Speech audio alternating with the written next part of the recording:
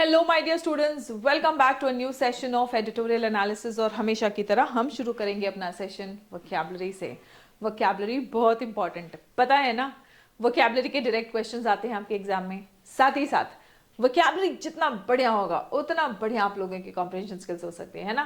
तो शुरू करते हैं आज का सेशन।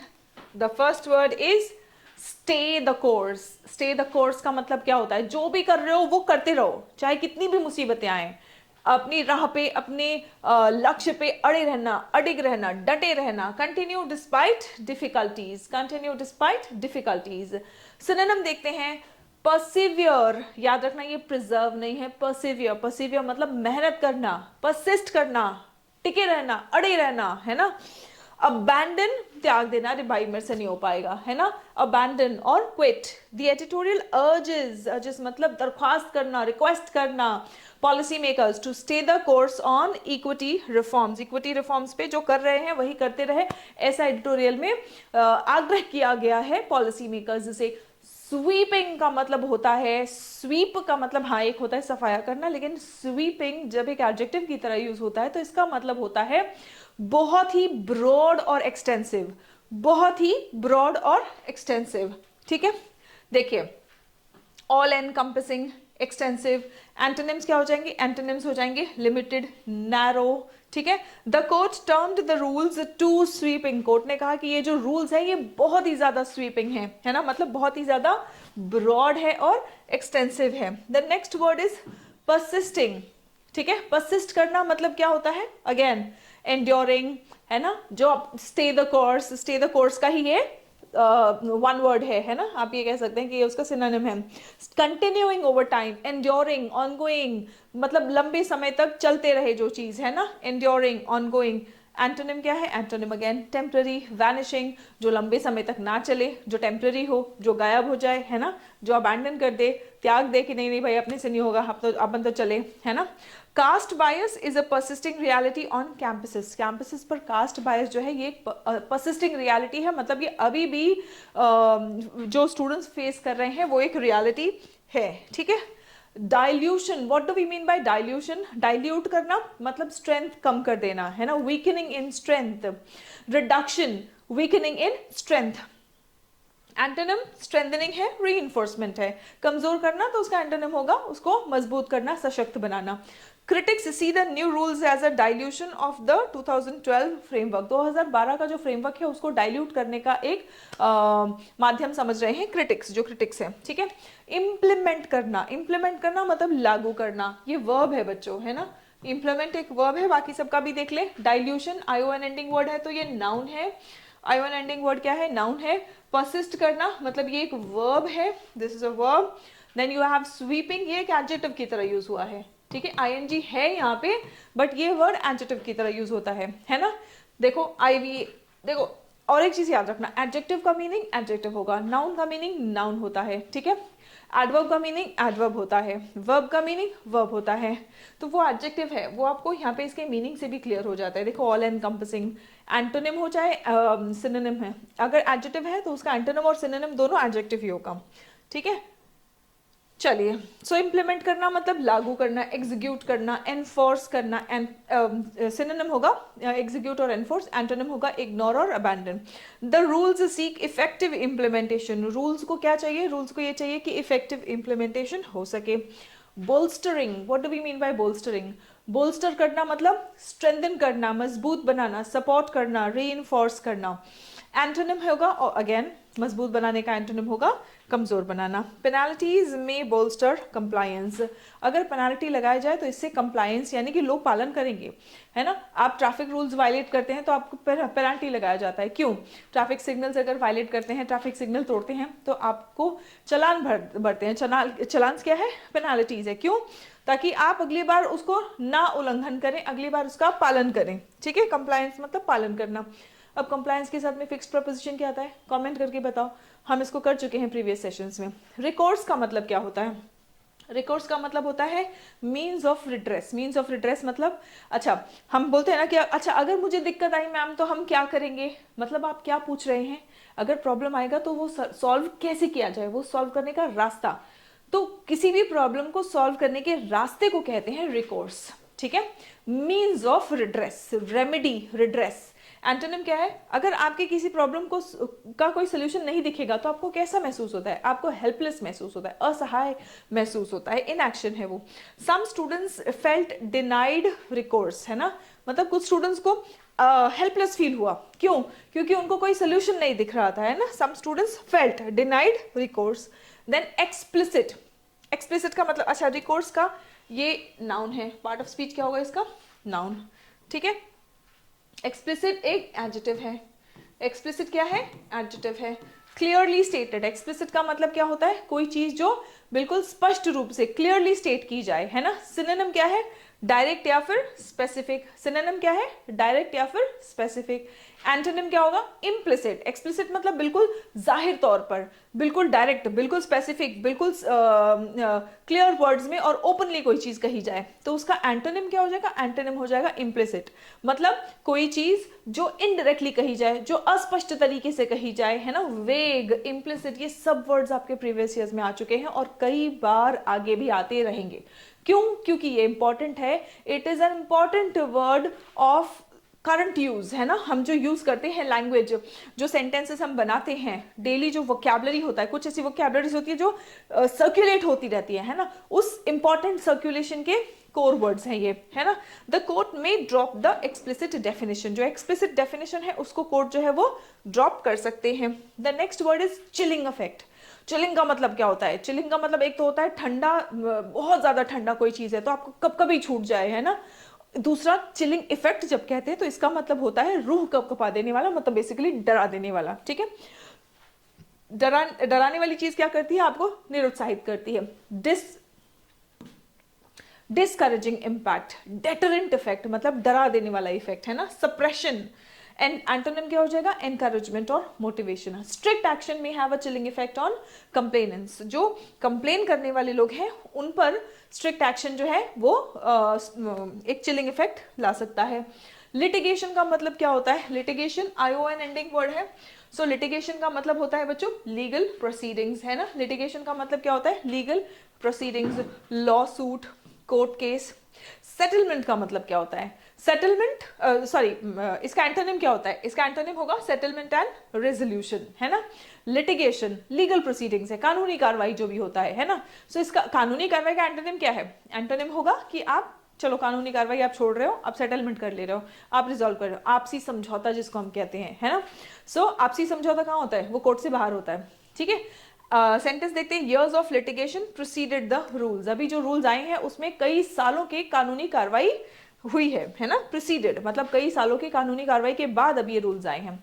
कॉन्साइंस का मतलब क्या होता है? मॉरल सेंस है ये, है ना, मोरालिटी है, एथिक्स है। कैलसनेस और इनडिफरेंस, अब यहाँ पे हम कह रहे हैं कि भाई जिसके अंदर मोरालिटी है ना, तो एंटोनिम क्या होगा? ये वर्ड आपके एग्जाम में आ चुका है प्रीवियस, कैलसनेस, ठीक है। कैलसनेस का मतलब होता है आप सख्त हो, मतलब वैसा वाला सख्त नहीं कि मुसीबत आए तो भी आप उसको झेल ले रहे हो। आपके ऊपर जिन चीजों को देख के नरमी आनी चाहिए, आपके अंदर सेंसिटिविटी आनी चाहिए, वो भी नहीं आ रही है ना। कठोर दिल हम इसको कहेंगे, है ना, मतलब वैसा वाला कठोर दिल, निर्दयी वाला, है ना, ये नेगेटिव सेंस में है। एक तो होता है कठोर दिल करना पड़ेगा, मतलब हिम्मत रखनी पड़ेगी, तो ये पॉजिटिव सेंस वाला नहीं है, ये नेगेटिव सेंस वाला कैलसनेस है, इंडिफरेंस है, जिसको कोई फर्क ही नहीं पड़ रहा है। और हम किसी को इंडिफरेंट तब कहते हैं जब किसी चीज का फर्क पड़ना चाहिए लेकिन नहीं पड़ता है, ठीक है। Tragedies shocked the Nations conscience. The next one is मार। मार का मतलब क्या होता है? स्पॉइल करना या डैमेज करना, स्पॉइल करना या फिर डैमेज करना, ठीक है। कोई चीज खत्म कर देना, खराब कर देना, है ना, किसी चीज को कमजोर करना। एनहांस और इंप्रूव या स्ट्रेंथन करना, मजबूत बनाना, बेटर करना, इसके एंटोनिम्स हो जाएंगे। चेंजेस में मार पॉलिटिकल सिग्नलिंग, जो पॉलिटिकल सिग्नलिंग है उसको ये जो बदलाव है वो स्पॉइल कर सकता है, डैमेज कर सकता है, नुकसान पहुंचा सकता है। Students we have our application Serene Pathshala on Google Play Store. इस एप्लीकेशन पर आपको क्या मिलेगा? इस एप्लीकेशन पर आपको मिलेगा एक तो आपके 1 डे कॉम्पिटिटिव एग्जामिनेशंस का बैच जो complete grammar, comprehension, cloze test, paragraph सब कुछ कवर करता है। कैसे कवर करता है? क्योंकि आपके पास इस बैच में 200 प्लस सेशंस मिलेंगे और 200 प्लस सेशंस में काफी कुछ अच्छे से कवर हो जाता है विद थियोरी, विद प्रैक्टिस। और प्रैक्टिस हम करते हैं प्रीवियस ईयर्स को लेके, जिससे आपको एग्जैक्ट आइडिया लगता है कि कैसे क्वेश्चंस आपके एग्जामिनेशन में आते हैं। ठीक है, फिर आता है आपके कम्युनिकेशन स्किल्स को इंप्रूव करने वाला बैच जो है स्पोकन इंग्लिश एक्सप्रेस बैच। अब इसके बाद आता है आपका नेक्स्ट बैच IBSA Tier 2। अगर आपने IBSA का एग्जाम दिया है, Tier 1 क्वालिफाई कर लिया, Tier 2 की तैयारी बढ़िया तरीके से यहाँ पे चल रही है। एग्जाम्स आने वाले हैं, फेब 3rd वीक में आपका हो सकता है एग्जामिनेशन, मतलब 3rd वीक के आसपास ही आपका एग्जामिनेशन हो सकता है बच्चों। ठीक है, सो अच्छे से अपनी तैयारी करो। अगर कहीं से गाइडेंस ले रहे हो अच्छी बात है, प्रैक्टिस करते रहो। नहीं, अभी भी नहीं समझ आ रहा है क्या करना है, so here we have and फिर उसके बाद Tier 2 क्लियर कर लोगे, फिर मॉक्स में मिलेंगे, है ना। मॉक्स ऑनलाइन भी होंगे, ऑफलाइन भी होंगे। दिल्ली के आसपास के बच्चे ऑफलाइन मॉक में आ सकते हैं और दिल्ली से दूर जो बच्चे हैं वो मॉक दे सकते हैं घर से अपने ऑनलाइन। ठीक है, चलो, stay the course on the UGC's promotion of equity in higher education institutions, है ना।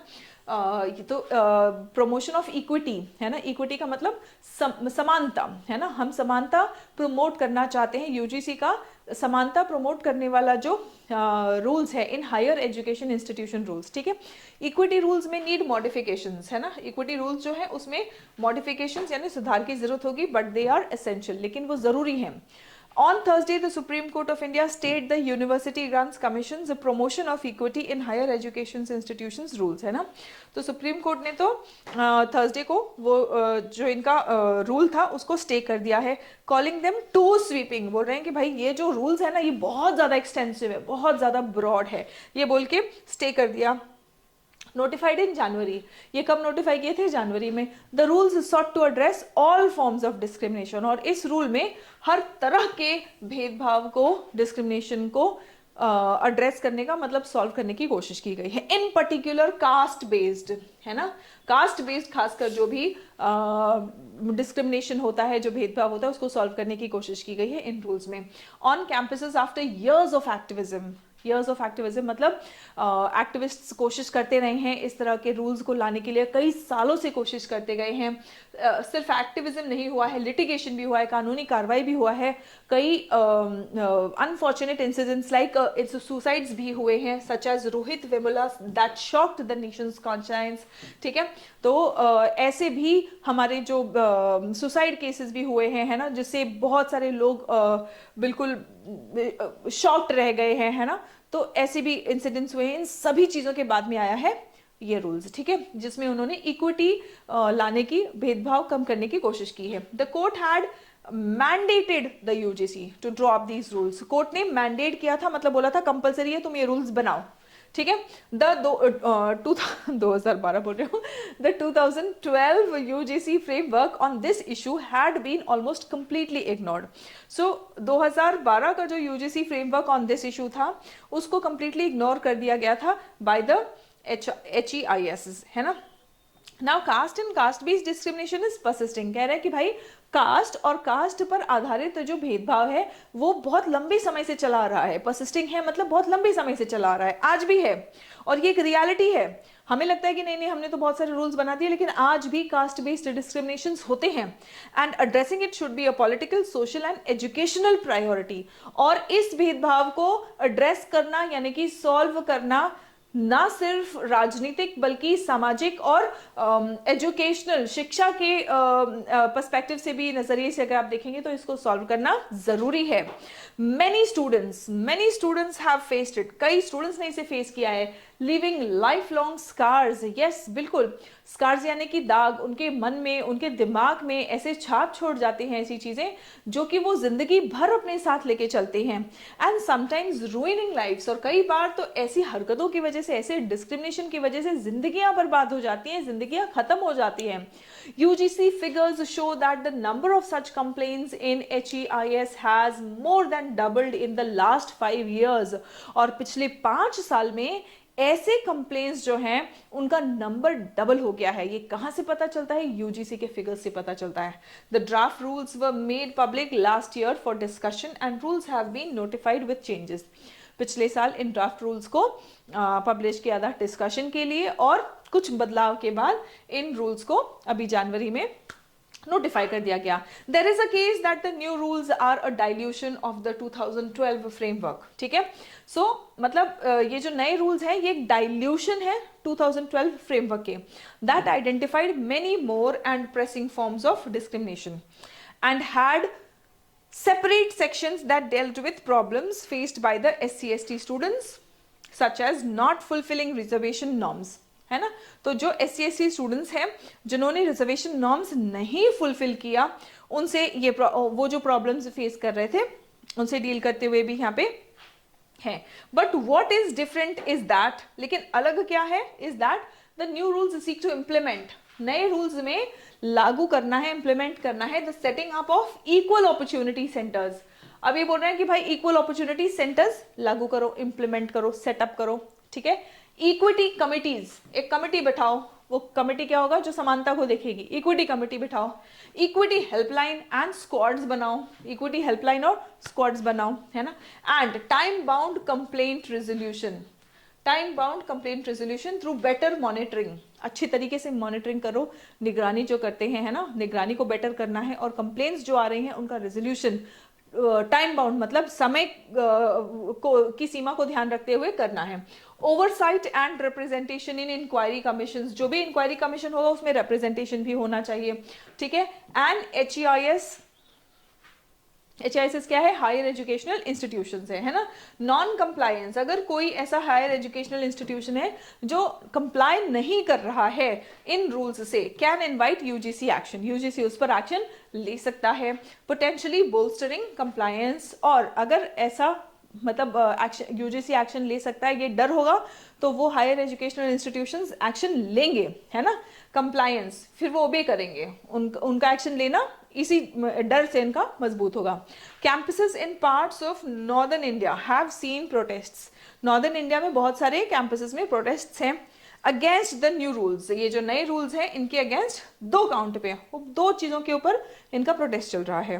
The rules define caste based discrimination, rules बोल रहे हैं कि इसमें कास्ट बेस्ड डिस्क्रिमिनेशन है as those against SC/ST and OBCs, and there is no provision for action against false complaints. अगर भाई कोई फॉल्स कंप्लेन कर रहा है तो उसके खिलाफ भी तो कोई एक्शन होना चाहिए, नहीं तो फिर फॉल्स कंप्लेन में मासूम या जो बेगुनाह लोग हैं वो रगड़े जाएंगे, है ना. At one level, the former may seem unfair to general category students who appear to have been denied recourse. वो बोल रहे हैं कि भाई एक लेवल पे अगर तुम देखोगे तो the former जो पहला पॉइंट है उसमें ये जनरल कैटेगरी के स्टूडेंट्स के साथ अन्याय है. Unfair to general category students who appear to have been denied recourse. भाई जनरल कैटेगरी के स्टूडेंट्स के साथ में भी जो अन्याय हो रहा है तो उनको तो कोई सोल्यूशन नहीं मिला है, राइट. तो who appear to have been denied recourse, recourse मतलब solution. Now though it is self evident that caste based discrimination is exclusively against lower castes. अब ये सेल्फ एविडेंट है कि जो कास्ट बेस्ड डिस्क्रिमिनेशन है, कास्ट बेस्ड डिस्क्रिमिनेशन किसके साथ होता है, जो लोअर कास्ट है उनके साथ होता है, और ये एक्सक्लूसिव है ऑलमोस्ट, है ना. The court could consider leaving out the explicit definition, लेकिन कोर्ट ने जो एक्सप्लिसिट डेफिनेशन है वो नहीं इंक्लूड किया. This may mar the political signalling in the context of what led to the original court directive but could be considered so as to achieve the overall goal of the new rules. ठीक है, अब इसको समझो कि ये क्यों हुआ है, क्योंकि अगर ऐसा करते तो इससे पॉलिटिकल सिग्नलिंग जो है वो खराब हो सकता था, पॉलिटिकल सिग्नलिंग खराब हो सकता था. एंड किस कॉन्टेक्स्ट में, किस संदर्भ में ये खराब हो सकता था, what led to the original court directive. Original court directive आखिर आया क्यों था, but could be considered so as to achieve the overall goal of the new rules. लेकिन उसको कंसिडर करना पड़ेगा, है ना. वो कंसिडर क्यों करना पड़ेगा, क्योंकि इस नए रूल्स का जो ओवरऑल ऑब्जेक्टिव है कि भाई हमें कास्ट बेस्ड डिस्क्रिमिनेशन खत्म करना है, तो उनको आखिर में कंसिडर इसको करना पड़ेगा. Also the draft rules of 2025 offered provisions for addressing. अब जो 2025 के ड्राफ्ट रूल्स हैं ये प्रोविजंस देते हैं, ऐसे प्रोविजंस देते हैं ताकि एड्रेस हो सके फॉल्स कंप्लेंट्स. ठीक है, putting them back in could have a chilling effect on complainants from marginalized sections. लेकिन बोल रहे हैं कि अगर जो false complaints के against जो action लेने वाला अगर हम इसमें ऐड कर दें, वापस इसमें डाल दें, तो इससे मार्जिनलाइज्ड सेक्शन से जो कंप्लेन्ट्स आते हैं, जो कंप्लेनेंट्स हैं, उनको डरा सकते हैं, वो डर के मारे हो सकता है आगे ना आए, है ना। But a solution could ensure, लेकिन अगर इस चीज का इन्होंने सोल्यूशन निकाला तो ये एंश्योर कर सकता है, यानी कि सुनिश्चित कर सकता है that only complaints proven to be motivated, है ना, कोई कंप्लेन जो प्रूव किया जा सके, साबित किया जा सके कि ये मोटिवेटेड है, यानी कि ये फॉल्स है ना, to frame someone were actionable, है ना। अगर कोई बोल रहा है कि नहीं नहीं ये झूठा आरोप है, तो उसको प्रूव करना पड़ेगा कि ये वाकई में झूठा है, तभी उस पर कोई एक्शन होगा, नहीं तो उसके जो रिवर्स वो कॉन्ट्राडिक्ट कर रहे होंगे उस पर कोई एक्शन नहीं होगा। नॉट ऑल कंप्लेन्स, सभी कंप्लेन्स पर एक्शन फिर जो कंप्लेनेंट्स है उनको डरने की जरूरत नहीं रहेगी। Not all complainants that were merely unable to prove discrimination, है ना, राइट। चलिए अब शुरू करते हैं your questions. What is the overall tone of the editorial? Editorial का ओवरऑल टोन क्या है बच्चों? बहुत इंपॉर्टेंट मुद्दा है, बहुत सारे जगहों पर आप देख रहे हैं कि प्रोटेस्ट चल रहे हैं, ठीक है, फेवर में भी अगेंस्ट में भी। अब आप मुझे बताएंगे कि जो एडिटोरियल में बताया गया है ना, सो एडिटोरियल के अकॉर्डिंग टोन क्या है? एंटायरली डिसमिसिव है यूजीसी रूल्स के लिए? क्या ये बोल रहा है कि नहीं यूजीसी रूल्स जो है ये पूरी तरीके से गलत है? लेकिन जो एफर्मेटिव एक्शन लिया जा रहा है क्या उससे स्ट्रांगली क्रिटिकल है, या सपोर्टिव है लेकिन बोल रहा है कि नहीं मॉडिफिकेशंस की जरूरत है ना, सपोर्टिव है बट ओपन टू मॉडिफिकेशन, बोल रहे हैं कि ठीक है जरूरी है। आपको फर्स्ट लाइन में ही आपको देखने को मिल जाएगा, है ना, देखो इन्होंने बोला ना इक्विटी रूल्स, यहीं पे बोल रहे हैं इक्विटी रूल्स में need modifications but they are essential, यही से आपको टोन क्लियर हो जाता है, ठीक है। तो वो बोल रहे हैं कि जरूरी है लेकिन इसमें कुछ सुधार करने की जरूरत है ना। चलिए ना, why were the UGC's promotion of equity rules originally framed? जो यूजीसी का प्रमोशन ऑफ इक्विटी रूल्स है ये आखिर ओरिजिनली फ्रेम ही क्यों किया गया, क्यों बनाया गया?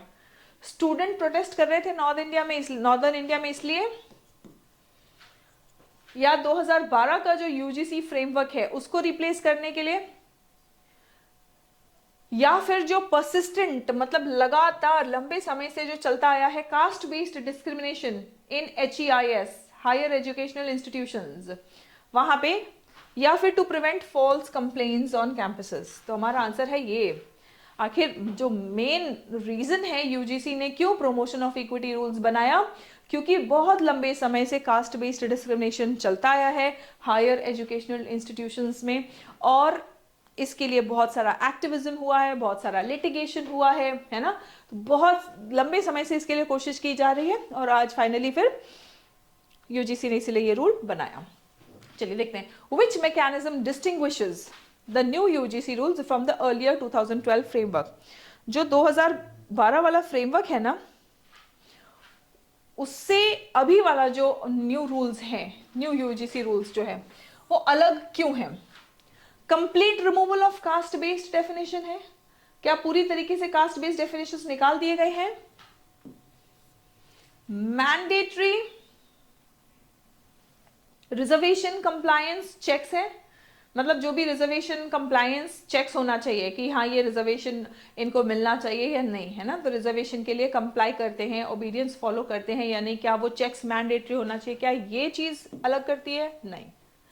Institutional mechanisms with time bound complaint resolution, ये चीज अभी उन्होंने बनाया, उन्होंने एक इंस्टीट्यूशनल मैकेनिज्म बनाया है ना, वो बोल रहे हैं इक्विटी कमेटी बनाओ, है ना, और टाइम बाउंड मतलब समय रहते अगर कोई कंप्लेन कर रहा है तो उसका रेजोल्यूशन होना चाहिए, है ना, तो ये इसको अलग बनाता है, ठीक है। जुडिशियल ओवरसाइट नहीं है ओवर एवरी कंप्लेन, पॉसिबल ही नहीं है हर कंप्लेन में जुडिशियल ओवरसाइट हो सके, है ना।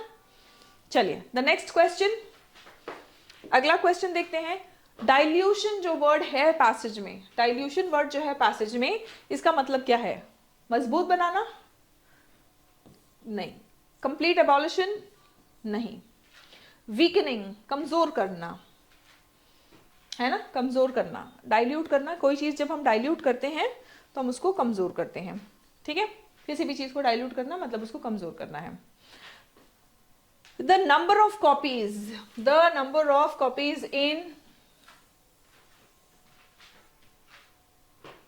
यहाँ पे दो कॉन्सेप्ट है बच्चों, ठीक है। जब भी हमारा सेंटेंस शुरू होता है, मैं आपको यहाँ पे बताती हूँ, दिस इज विजिबल राइट। जब भी हमारा सेंटेंस शुरू होता है द नंबर ऑफ से, द नंबर ऑफ, फिर आगे कुछ कुछ कुछ कुछ कुछ भी हो, लेकिन जब वर्ब आएगा तो वर्ब हमेशा सिंगुलर आएगा, क्योंकि द नंबर ऑफ, आप नंबर की बात कर रहे हैं। What is the number of books you have, तो आप क्या बताओगे, या what is the number of, तो आप एक नंबर बताओगे ना। वो नंबर कुछ भी हो सकता है, वो नंबर 1000, 10,000, लैक्स कुछ भी हो सकता है, लेकिन आप नंबर बताओगे ना, एक नंबर बताओगे ना। मैंने बोला what is the number of books that you have, what is the number of books that you have on your table right now. अभी आप पढ़ रहे हैं ना, तो आपके टेबल पे व्हाट इज द नंबर, तो आप बुक्स काउंट करके मुझे एक नंबर बताओगे। 8 बुक्स हैं, 10 बुक्स हैं, 2 बुक है, 4 बुक है, right, that's just one number, right, है ना। द नंबर, आप वो एक नंबर पूछे हो, वो नंबर कुछ भी हो सकता है, लेकिन आप एक नंबर बोल रहे हो, इसीलिए उसके साथ में हम सिंगुलर वर्ब यूज करते हो, ठीक है। लेकिन जब आप कहते हो अ नंबर ऑफ, है ना, जब आप कहते हो a number of, so a number of के साथ में हम प्लूरल वर्ब यूज करते हैं, क्योंकि अ नंबर ऑफ का मतलब होता है कई, है ना, इसका मीनिंग ही होता है कई, मतलब मैनी, है ना। तो आप क्या कहते हो, a number of people, a number of students are protesting, a number of मतलब कई स्टूडेंट्स प्रोटेस्ट कर रहे हैं, है ना। तो जब आप a number of कई बोल देते हो, तो ये पूरी चीज क्या हो गई, ये पूरी चीज प्लूरल हो जाती है ना, इसीलिए हमें प्लूरल वर्ब यूज करना होता है। अब आ जाइए सेंटेंस में, देखो द नंबर ऑफ, तो हम प्लूरल वर्ब नहीं यूज करेंगे, यहाँ पे सिंगुलर है, यहाँ से सिंगुलर है, लेकिन यहाँ पे फिर से प्लूरल आ गया, ठीक है। लेकिन अब देखो, the number of complaints in HEIS has more than doubled the number of the numbers, यहाँ पे आपने इसी को प्लूरल बना दिया, ठीक है। जब यहाँ पे एक नंबर की बात कर रहे थे तो सिंगुलर आना चाहिए, जब आपने द नंबर्स बोल दिया तो यहाँ पे प्लूरल आएगा, है ना, तो ये भी गलत हो गया। तो तुम्हारा आंसर क्या है, आंसर है ऑप्शन बी, आंसर है ऑप्शन बी। क्लियर है सभी बच्चों को, क्लियर हो गया ये कॉन्सेप्ट? क्लियर हो गया हो तो फिर फटाफट से क्लियर कमेंट कर देंगे इन द कमेंट बॉक्स।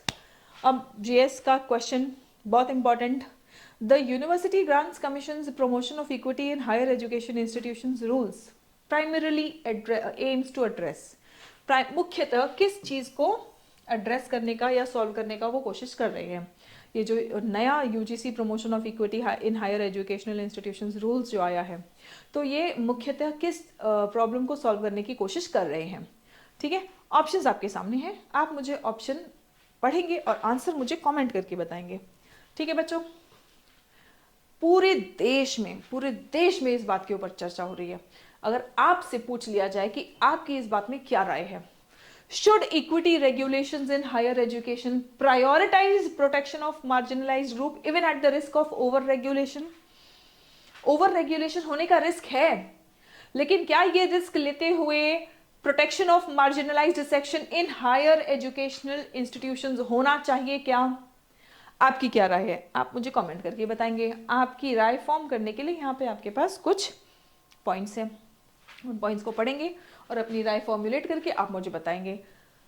अपनी राय फॉर्मुलेट करके कोशिश करेंगे आप 1 लाइन, 2 लाइन, 3 लाइन बनाएं। क्यों? क्योंकि इससे आपकी राइटिंग स्किल्स इंप्रूव होते हैं, इससे आप वोकैबुलरी तुरंत जैसे ही 1-2 सेंटेंस में आप यूज कर लेते हो। आप शुरू कीजिए कम से कम 1 सेंटेंस से, आज 1 सेंटेंस लिखेंगे, कल 2 सेंटेंस लेंगे, फिर उसके बाद में आपको पता ही नहीं चलेगा कि आपकी डिस्क्रिप्टिव स्किल्स कितनी बढ़िया हो गई है। लेकिन उसके लिए आपको शुरुआत करनी पड़ेगी। आज अगर आप 1 सेंटेंस भी नहीं लिख पा रहे हो, मतलब डिस्क्रिप्टिव लिखना पड़े ना, तो हालत खराब हो जाएगी, ठीक है। तो आप कोशिश करिए, यहाँ पे कोशिश करिए, स्टार्ट करिए। एक भी सेंटेंस लिखोगे उसमें कुछ मिस्टेक होगा, वो इम्प्रूव किया जाएगा, कमेंट किया जाएगा, आपको बताया जाएगा, फिर धीरे धीरे आपका कॉन्फिडेंस बिल्ड होगा, सेंटेंस भी आप यूज करना शुरू कर दोगे, एनालिसिस भी आपका इम्प्रूव हो जाएगा, है ना। बट ये सब तो तब होगा ना जब आप शुरू करोगे, so you have to take that 1 step. So start commenting, इधर आप 1 सेंटेंस बनाएंगे या फिर आपको जो ओपिनियन, वैसे तो मैं बोलूँगी कि जो ओपिनियन आपको डिस्कस करने के लिए दिया जाता है, जो क्वेश्चन आपके सामने दिया जाता है, उस पर आप कुछ अपनी राय बनाएंगे और आप बोलेंगे कुछ, आप लिखेंगे कुछ, सोचेंगे, समझेंगे, लिखेंगे, right students. So that's it for today, see you in the next session. तब तक अपना ख्याल रखें, स्वस्थ रहें, मस्त रहें, सभी बच्चे पढ़ते रहें और आगे बढ़ते रहें। जय हिंद एवरीवन।